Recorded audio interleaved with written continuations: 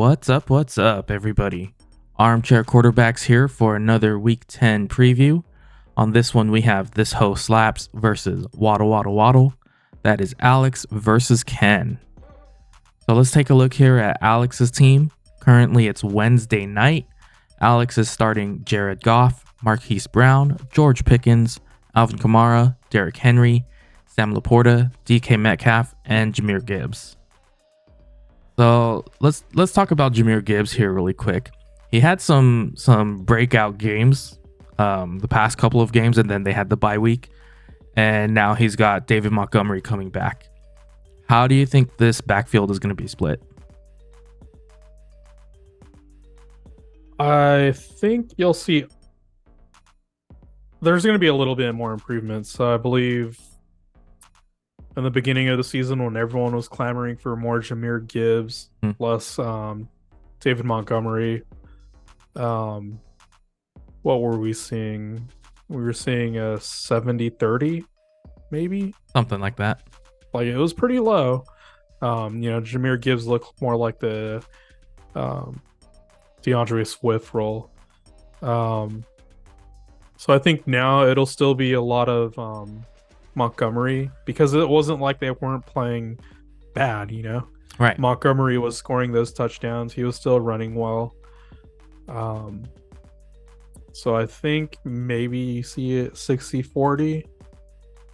It's still going to be David Montgomery bruising on the goal line, Jahmyr Gibbs maybe in the middle of the field. It'll be interesting though. Who knows? It's Dan Campbell's call. We've seen what Jahmyr Gibbs can do when he has a full workload. Yeah. And that was not I don't know if that was by choice too, because Craig Reynolds got hurt, right? So there was that period there where it's like there's no other option. Jahmyr Gibbs is it. Yeah, true. Amon-Ra St. Brown also, he's been dealing with some injuries as well. Mm-hmm. So that one will be interesting. Really, you try and get into the minds of the coaches and how they'll change things, but I was lamenting Arthur Smith earlier. It's like at some point it's just kind of, you're not going to change a coach's mind. They got their kind of whatever they're thinking. Yeah, so they have their mentality on their players. Jared Goff. So Jared Goff's there. It's really interesting because Alex has this Jared Goff, Sam Laporta, and Jahmyr Gibbs. Yeah. So he's got that stack. We'll see how that goes. I feel like that statement right there was probably, for me at least, one of the most accurate explanations or like descriptors of Jared Goff. Jared Goff, he's there. That's it. Yeah. Was it I think it was the footballers talking about, or no, it was freaking Adam Azer on the CBS crew. And they're talking about, how great they thought Jared Goff is, yada yada yada. And Azer's the one going, well, if you look at his stats from previous seasons, he's decent, but his ceiling's not that high. He's not going to score 30 or 40 points. It's typically 25, 20. It's good. That's good. It's good.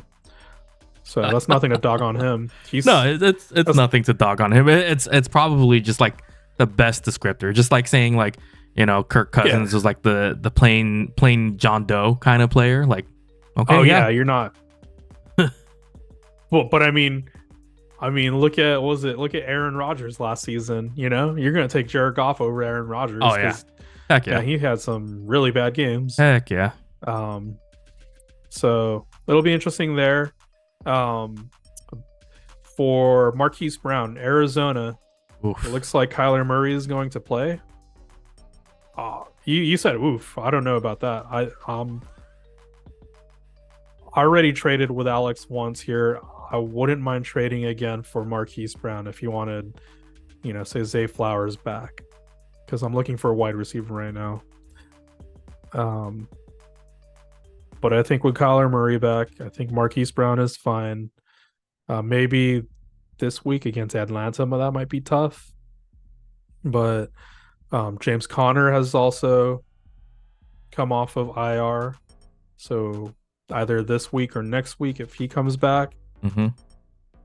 I think Arizona, they were looking decent when James Conner was there. And then now you get Kyler Murray back. Marquise Brown has no more DeAndre Hopkins to compete with for target share. As a competent quarterback for once this season. Yeah, well, I mean, even earlier in the season, he was fine. So, you look at some of his game log. Let's see.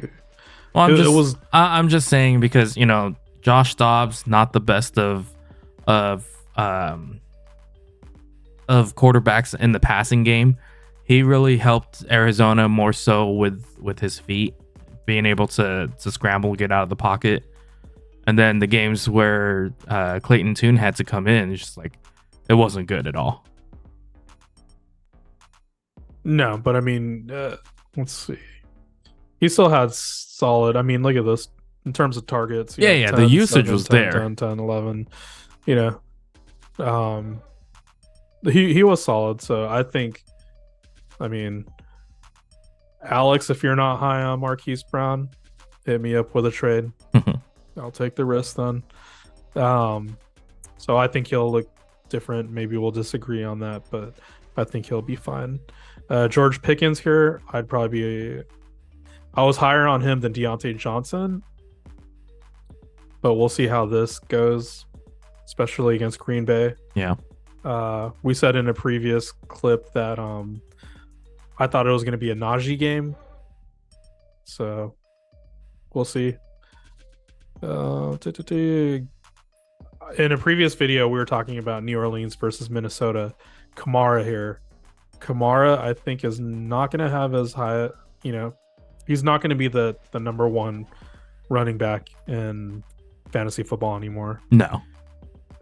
Even if there was no CMC, I don't think so. Jamal Williams, they want to get him more involved.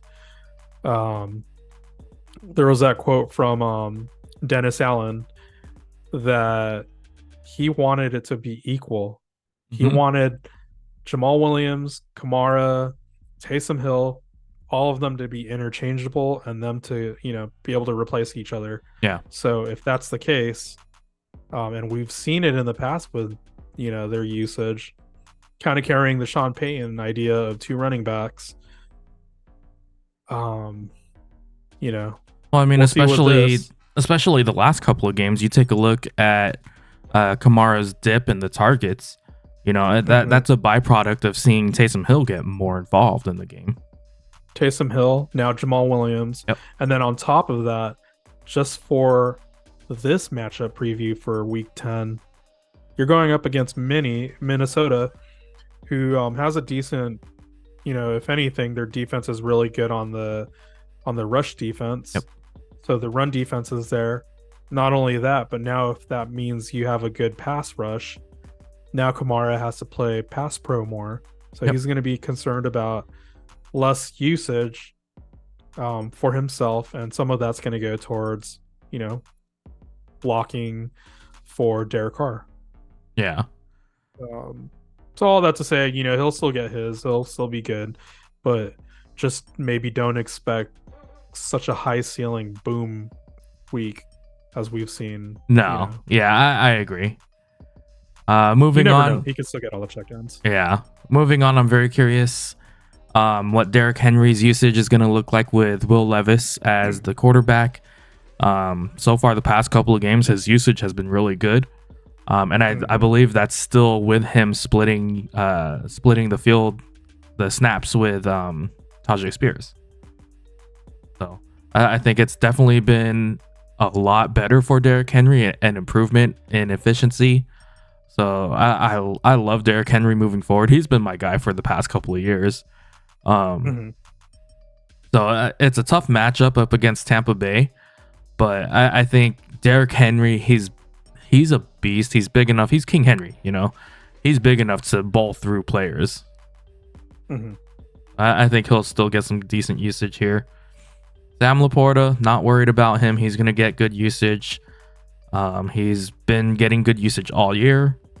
DK Metcalf, probably the one player on your roster right now that I'm kind of worried about in terms of his usage.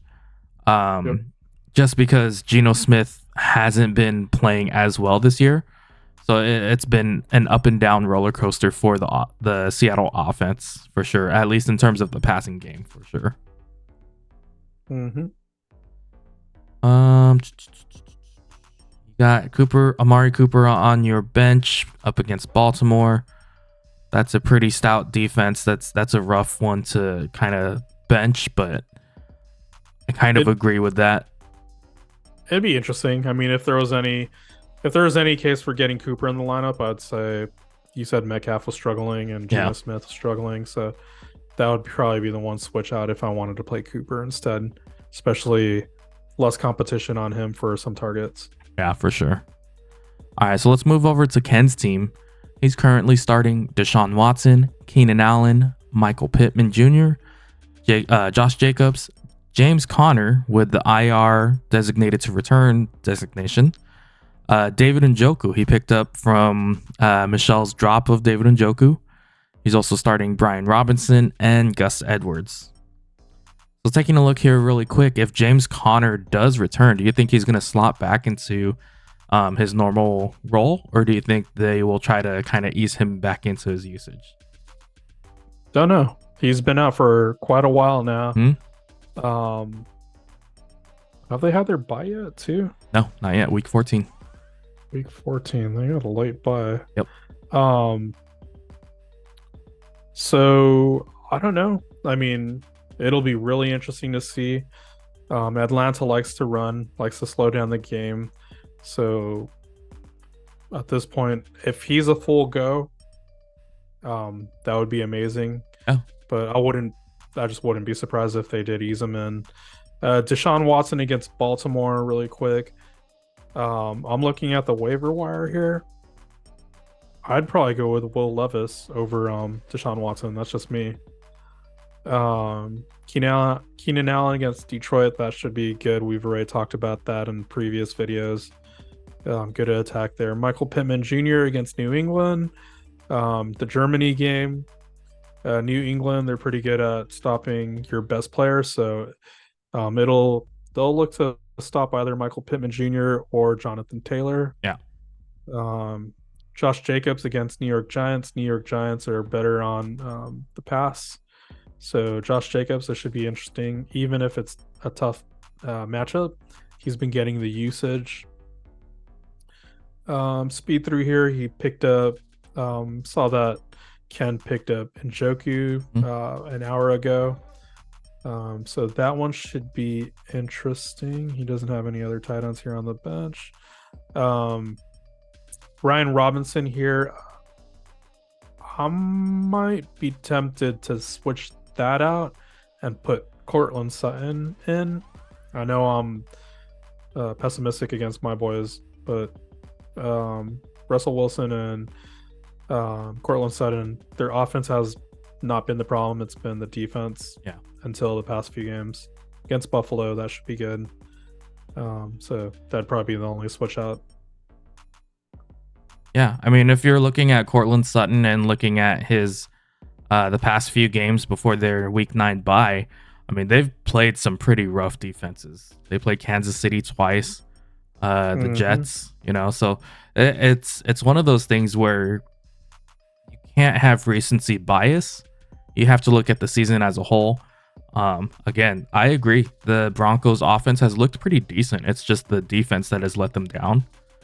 And I think because of that, this Buffalo Broncos game, I think that'll be pretty decent in terms of a possible shootout and allowing some of the air game to get going.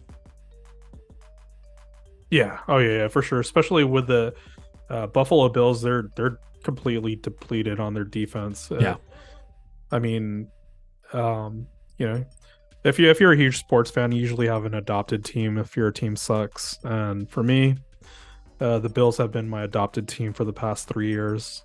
So their defense is pretty depleted right now. So it would be interesting to see how this, Russell Wilson now is not afraid to throw it, and Sean Payton is letting him do a lot of running. He wants him to run, use his legs. I mean, Russell Wilson he looks better than he did last year, so it's one of those things where it wasn't 100%. The offense is not 100% predicated on Russell Wilson. No, and then they have Javonte Williams. Just like Breece Hall coming off of those bad knee injuries, and he looks healthy now. So. Yeah, Javonte Williams starting to look good. All right, so that'll be it for this Week 10 preview. Good luck to you both, and we'll catch you guys in the next one. Peace out.